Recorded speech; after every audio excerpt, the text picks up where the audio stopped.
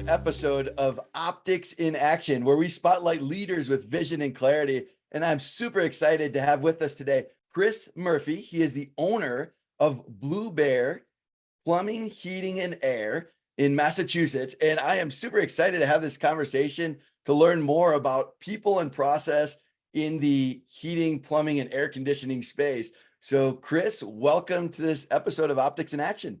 Thanks, Ryan. I appreciate you having me on. Super excited to talk about the conversation too.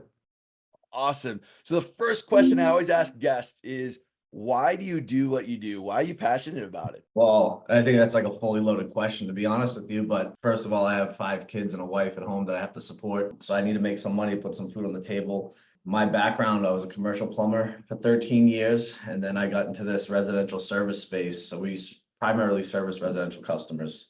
I quit my job somewhat abruptly at the Christmas party back in 2018 or 2017, December 2017, and quickly realized no one was going to hire me for another job in the middle of the holidays. And January 2018, Blue Bear was born.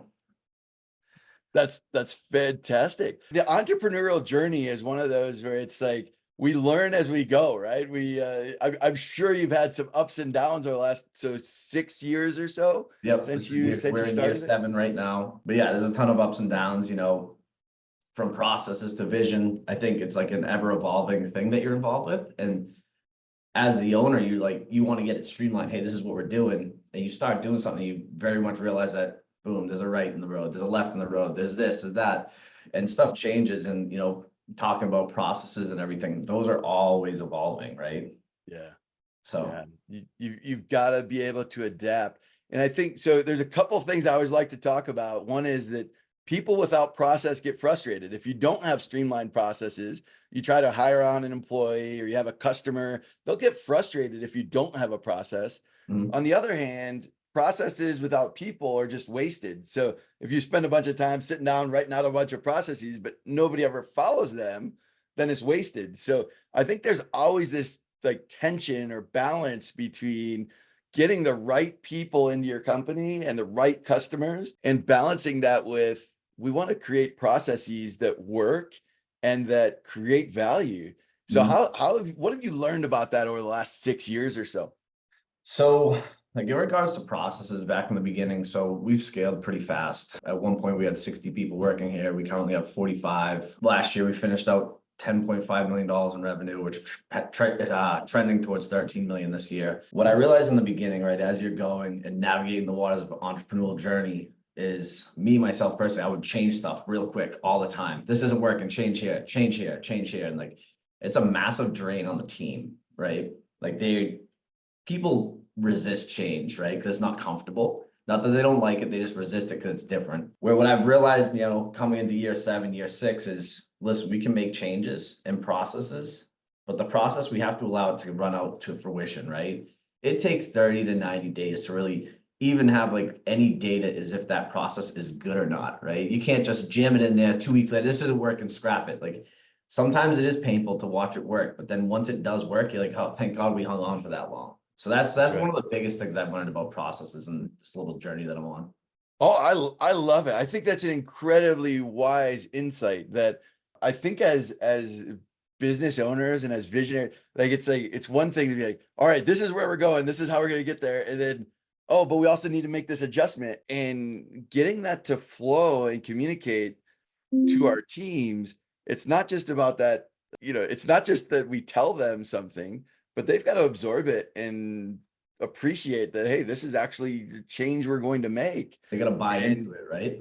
They've got to buy into it. And I think that's where a lot of folks fail with process is, it's like, I just want to make this change, let's just do it this new way. There's a lot of people and emotions and feelings that they may have about, well, why am I doing it this way? Why am I not doing it the old way? Like, how do you navigate some of that? How do you bring some consistency? Like what I heard was, you've got to be consistent for a period of time to get it to set in and to get people on board. How do you navigate that? So we're not experts at this by any means. It's really only come to where we're at now this past year or so, but like realizing that it is frustrating the team, and a lot of the changes that we implement, it's getting the team in a room, right? We have technicians in the field, we have salespeople, we have CSRs, we have office admins. So there's a lot of like just this home service business. Before I started it, I thought it was, hey, we're gonna do plumbing, we're gonna do HVAC, it is what it is. But there's a lot of gears that move one wheel to the next to make a final product. It's like when you do make big changes, getting the team involved, like, hey, we're thinking about doing this. This is why, building up the reason why we're going to change it, right? And you think you say it once and everybody's like, yep, we get it. We buy in, right? I think there's some stat. You got to say something 7 times to most people before they retain it and understand, right? So by the time you're finished saying it 5 times, you're like, I'm sick of talking about this. Like they're just maybe starting to hear it, right? And 2 more times, they're like, oh, I get it. We're doing that when you want to be doing it for a while. So I think having some patience to allow it to sink in, let the team understand why. That's like the first step in the process. But then also allowing like feedback, right? I'm notorious for it, right? Started this business myself in the truck to where we're at today. Hey, this isn't working. So Chris says we're doing it a different way, right? Which, listen, as an entrepreneur, business owner, there are times when you need to step in and the hammer needs to fall down and stuff needs to change immediately, right? But you got to allow for like input, right? So I just implemented a process maybe 45 days ago. I had no input from just me. This is what we're doing. And this is why, because I said so. But I said after 30 days, I will listen to input. We can take stuff out, add stuff in, but we have to run it for 30 days and see if it's better. If it's better, great. If you guys don't want to change anything, awesome. That's how smart I am. No, but like you got to allow team input to the whole process. I mean, I always equate it to this, right? We have a lot of technicians in the field, and the technician will grab you in the morning. Hey, this is an issue, right? Being a manager in the office, you're like, it's great. That's one single problem you have. I have 12 other problems. Like your problem's probably gonna land down here on the list as opposed to up here. But then putting ourselves in the flip side, right? When we change something, it's because there's a problem. And then we're trying to tell people this is a problem, we need to change it now. When we've already taken their problem, put it at the bottom of the list, our problem is at their bottom of their list, right? So just having it's one of our core values here is appreciation. So we have 4 core values. They spell out the word beer. A stands for appreciation. Just having the appreciation to understand where people are coming from either side, and put yourself in their shoes and be like, all right, we're changing this, but it's not massively important for them, right? Same for them when they say, hey, I need to get my tire changed in my van. Awesome, man. It sounds like something you should take care of. It's not a problem for me, right? So we devalue other people's problems. So trying to put ourselves in each other's shoes to say, all right, I understand where you're coming from. Let's figure it out. Is it going to fix it today? No, but let's hear each other out. You know? Yeah. So, okay. So you said you have 4 core values. So, and so one of them's appreciation, and you said they spell out the word bear. Yep. Is that right? Yep. All right. So what are the other 3 core values you got? Brave, empowered, appreciation, and reliable. I love it. So that like holistically is what we try and capture, right? So bravery, because guys who come from other companies, guys and girls, we have a way we do stuff here at Blue Bear. It's the Blue Bear way. And it takes a little bit of bravery to say, hey, this is a little weird. It's not normal for me to do, but just fully envelop the process. Like just go for it, be brave about it and do it. Empowered. What's empowered? Empowered is, at the end of the day, yes, we have an office here. We have managers and everything, but we have people going to people's houses all day. We run 30, 40 calls a day. At that time, it might be Ryan and the customer, right? It's Ryan and Mrs. Smith sitting there, and this is the issue. At the end of the day, you're the manager on site. Yes, are there managers in the office, but you're the person on site that knows everything going on. We empower you to make the decision, right? If it's good by you, it's good by the customer and good by the company. Sounds like a great decision. Sometimes the decisions don't land like that. Sometimes it's good by you and it's good by the customer and maintains a really good customer relationship. It's so with the company, but the customer relationship is huge, right? So we maintain that. If it's terrible by the customer, terrible by the company, but great by Ryan, probably a bad decision, right? So we empower people to make that right decision. Obviously, the appreciation we just went over, and they're reliable. We've tried to shore up the company as a reliable place for customers. They call us, we answer. But just as much as being a reliable customer, being reliable to the team here, right? So we have X amount of technicians. We know we have capacity to run X amount of calls. When you call out on Monday because, I don't know, July 4th weekend just extended a little bit, it now puts a bunch of work on people who weren't expecting it, who probably are a little groggy from the long weekend too, right? So you're not being reliable to the team, and now they have to pick up your slack. Yeah. So those are our core values that we try and live by and kind of operate by here. Yeah, no, and those are outstanding values. When you first started your business, did you already have? I mean, you started the business. You weren't even planning on starting a business, so it wasn't like you set out and you're like, these are the 4 values I'm going to have. How did you evolve those, or how long did it take you to get to that point where you're like, all right, these are the core values that I want to work with. So last year, so we had like at day one, zero, none of that, zero. I was just a plumber trying to make a buck, right? It really wasn't until like year 2 or 3, we're like, hey, we're supposed to have a mission statement and core values. So we made like a super generic one that we didn't live by. It's like, oh, take care of the customer, be excellent in the industry. It wasn't until last year that we sat back and said, hey, we really need to define this. And what we do with everybody, we said, write a list of 10 things that you hate, right? That you hate, absolutely despise, right? And so we did this with the whole entire company. We took all the pieces of paper and we started to notice, hey, this thing, this thing, this thing, and this thing, this keeps coming up across all these papers. This is the top most hated thing, right? So if you hate this, the opposite of this is this.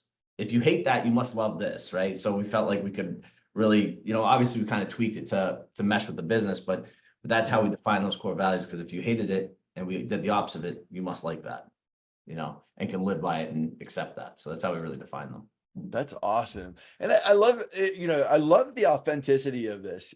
Sometimes we look at or read stories that kind of give like this whole story of something, but like I've got 4 children and a wife to take care of it. And it's like we've got to like that's a place we start, right? It's like I've got to provide for my family. I've got to provide for the employees on my team. We've got to and as we evolve and as we learn and grow, I think the authenticity is just coming through of, hey, like I love that approach that you just took. And I'm sure that that other business leaders, business owners could take something away from that. Like just write down the 10 things you hate, like you Yeah. don't want out of a business. If you have a plumber HVAC coming into your home, what are 10 things you hate, right? Right. And thinking through it that way. I love that approach. Was there something that sparked that idea in you, or was that like a team member had the idea, or was it just something that you just like woke up one morning, you're like, let's We've try been this, or you read it in a book somewhere? we've been working with a coach and he's like, do you guys have a mission statement and core values? And we're like, no. And then collectively as a team, like we're like, hey, let's try this. Like that we came up with the whole hate 10 things to write down 10 things you hate. Not everybody had 10 things, right? But Yeah. the idea was just to capture the thing that was most common across everybody, So obviously knowing that we needed it, defining how we're going to get to it was on us. The coach really gave us the kick in the ass to go get it done.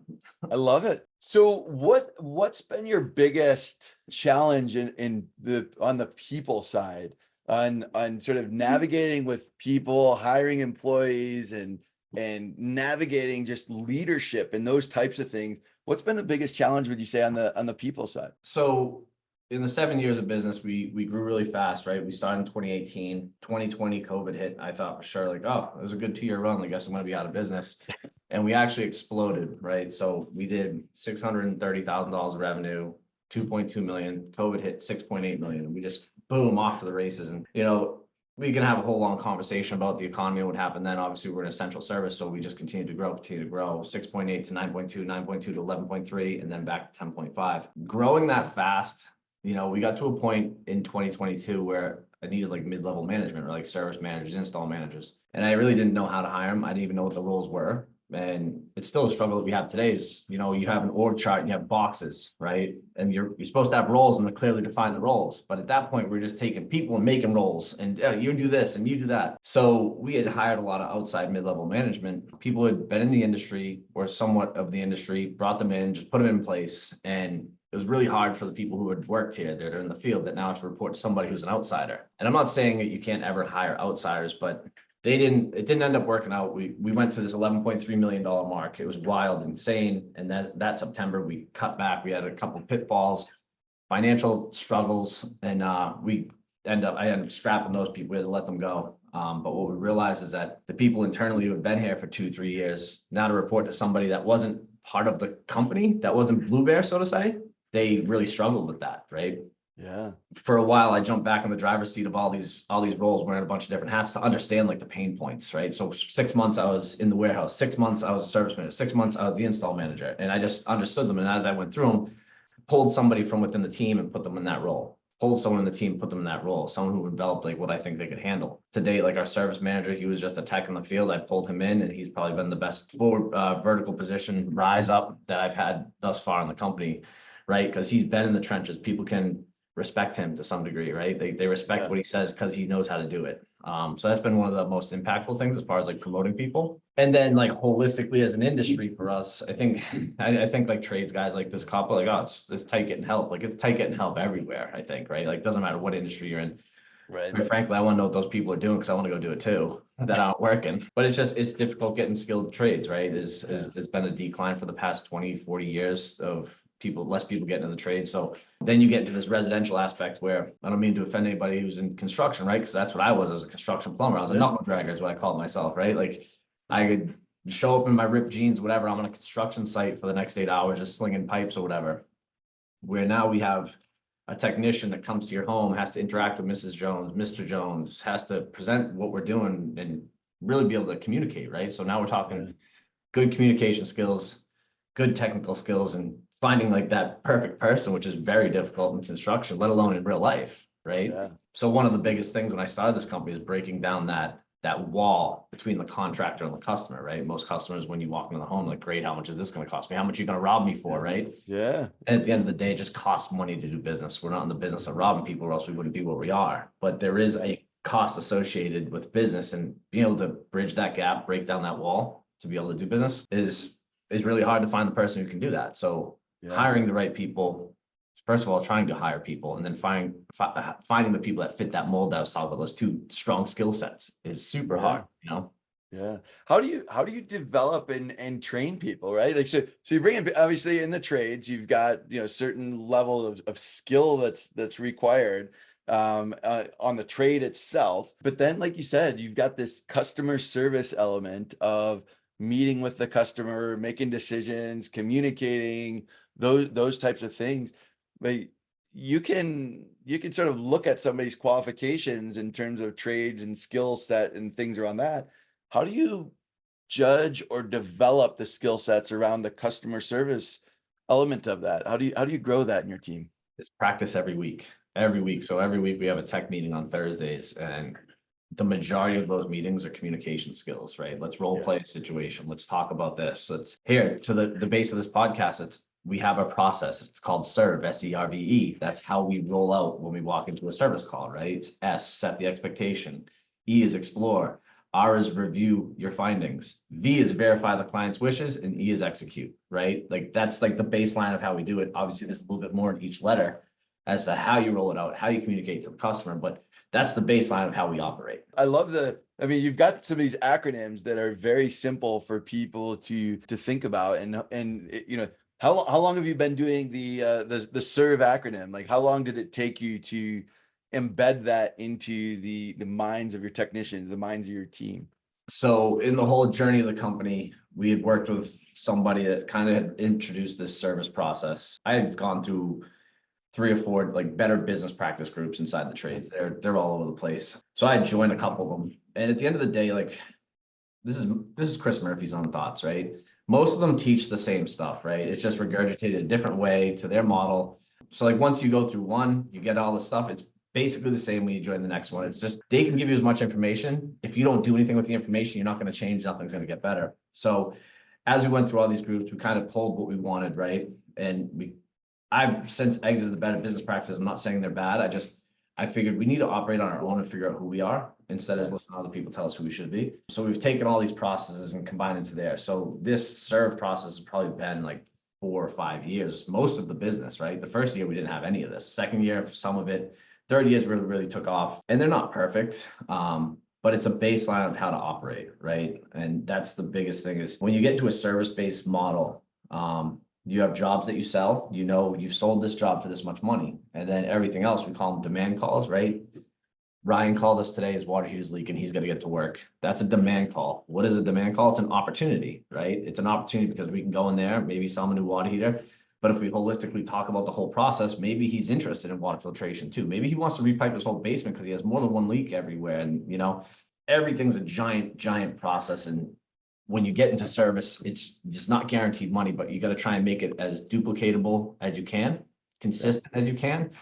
So we get into conversion rates. We want to consistently hit this conversion rate because we know we hit this conversion rate. It's a mathematical equation as to how many calls we actually need to get to there, right? So It's all a system that's revolved around math. Yeah. Right. Yeah.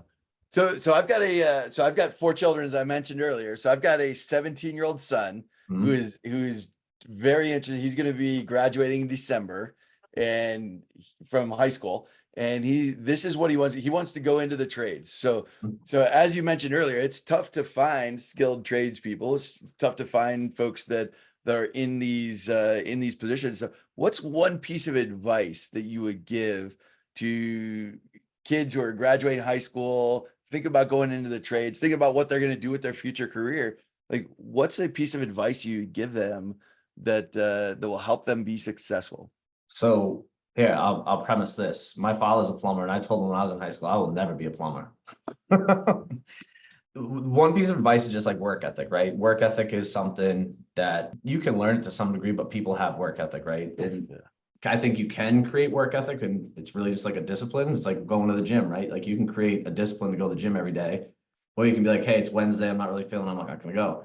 Work ethic's the same thing. Hey, I'm supposed to show up. I'm supposed to work hard for these hours. I think fine tune your work ethic and show up on time, ready to work every single day. You know, as a young guy coming to the trades, I've gone to high schools. I've talked to parents like, oh, what do you think about the trades, getting into the trades? I said, listen, your daughter's 18, and they're going to go right into a workforce with guys who've been doing this for 20 years, right? So they grow up really fast, right? They're not Yeah. going to go to college. I have a daughter in college now, another one going in August. There's not this 4 years of buffer to learn the world. It's boom, right into the world. So, you know, they grow up fast. The opportunity is ever present to make six figures in the trades. It just really comes down to work ethic and just sheer willpower of getting there and doing it, right? I'm not going to glamorize and say it's a great job. Like I have guys working in attics sweating right now, right? And Yeah. but the pay is there, right? It's simple economics. Supply is ever so it's been this high, and the supply for technicians demand is high. Supply of technicians is low, right? Economics shows that it's probably going to be valued up higher. That's right. So Yeah, I think, I've reshared a lot of stuff like micro dirty jobs. Like, mhm, I think it's unfortunate that, as a society, we think like everybody's got to go to college, like all these college, high school students getting pushed to college. And, look, I've got a couple of children that are in college and, I think it's great, but I don't think it's for everybody. I think mhm, that the trades are this amazing opportunity. And that's why our 17-year-old is really exploring that. And you're right. There are sacrifices both ways, right? yeah. You make sacrifices, you make decisions in life, and those outcomes. But I do think that there's a lot of automation. If we take a step back, it was about 2 or 3 years ago. There was a book written. It said, "The future belongs to those who code. Those who don't will be left behind." That was the title of a book Mhm. about, I don't know exactly how many years, maybe 5 years ago. But then the CEO of NVIDIA came out a few months ago and said, "Don't teach your kids to code. That's a waste of time. The computers are going to do it for us," right? Yep. They- Yeah. that type of stuff's going on in the world. The trades, like plumbing, HVAC, electrical work, like those things, like They you've got to still have a require some person to go human crawl element, around in right? an attic, right? And serve people. And I think there's so much job security in that today.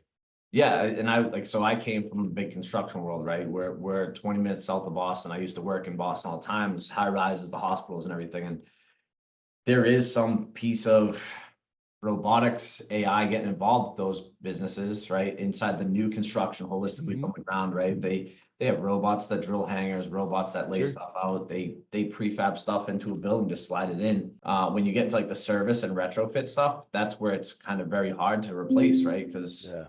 no building's the same, nothing's the same to program something to walk in and get to it. Do I think eventually we'll get there? I don't know. I'm sure there'll be some technology that enters the space, but for the time being, I don't really see it being replaced just because it is very hands-on. I think, holistically, I think manufacturers will get smarter, right? What is a equipment manufacturer goes, I just need to sell product. I don't care how it gets in. I don't care what, I just need people to buy this. So they'll probably make things simpler, more efficient, easier to install, right?